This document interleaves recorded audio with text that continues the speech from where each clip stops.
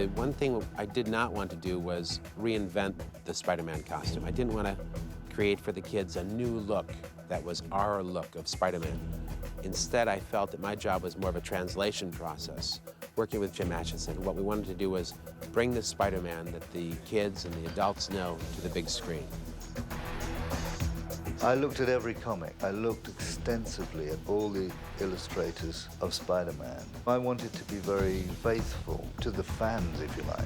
The Amazing Spider-Man!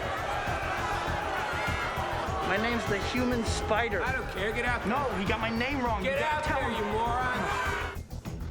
We had talked about different things, and the idea was Peter put this costume together out of what he had lying around or what he could easily get his hands on, and just, you know, did a drawing on a sweatshirt and threw on some sweatpants that were the right colors and these shoes, and then wore those like motorcycle gloves and this hood thing that you see his eyes. In the real world movie of Spider-Man, which we tried to make it was important to have real good justification where this crazy outfit came from. These wrestling acts have the most outrageous outfits, and so he designed his own outrageous outfit, hence the Spider-Man costume. We tested for 4 months various treatments of the costume. Alex, take a step toward Chris. Tighter. That was quite a process. First, I had to do a full body cast, and then I also had to do the head cast.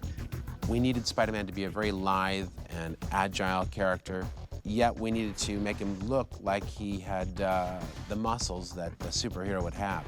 And the two were in great conflict with one another. So Jim came up with a lot of great technologies working on the costume.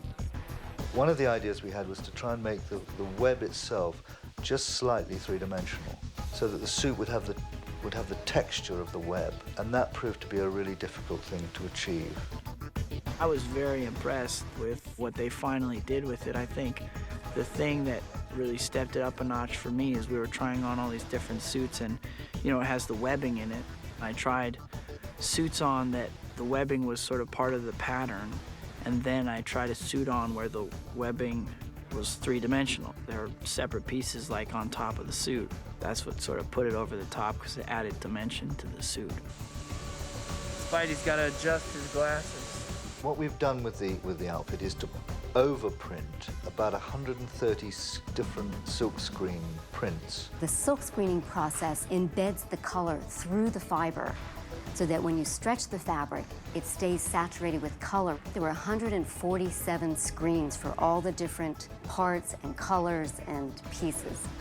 The idea is that the shading that you see on the Spider-Man costume relates to the sort of muscle groups on the body, and that they move with the body. So although the suit is two-dimensional, we get a slight optical sense of three-dimensional.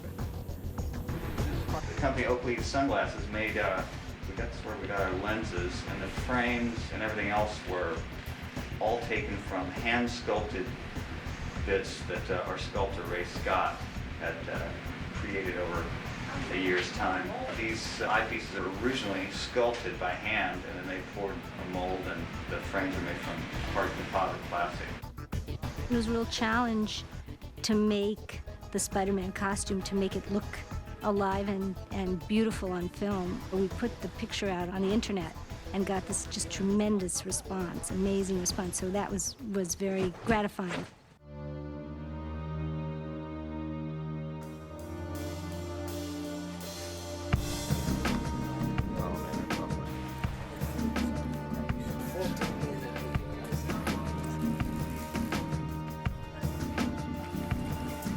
In my eyes, there's a lot more room to go wrong with the Green Goblin's costume. You're an amazing creature, Spider-Man. You and I are not so different. I'm not like you. You're a murderer.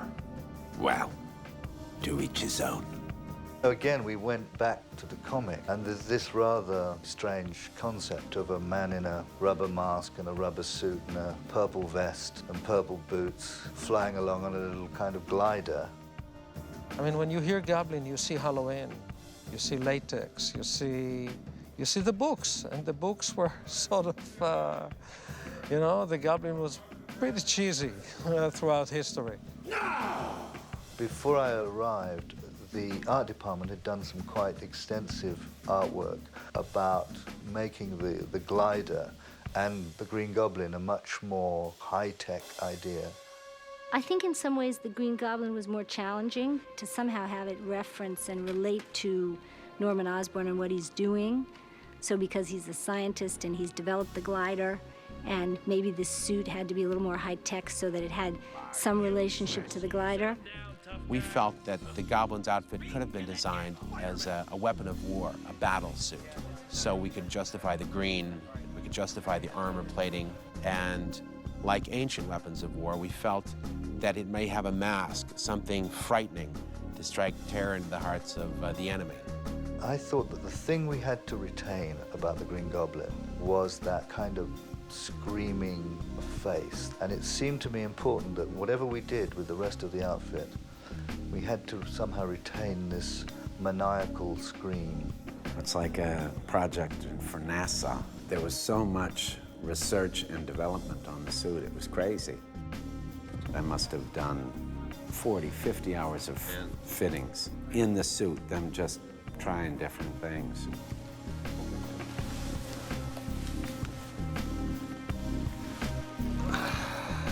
So they had to play around with certain ideas of materials and how the suit would work. Jim tested many different fabrics. We tried leather, we tried all sorts of different fabrics, and they would look great here, and they look on camera, they just look dead.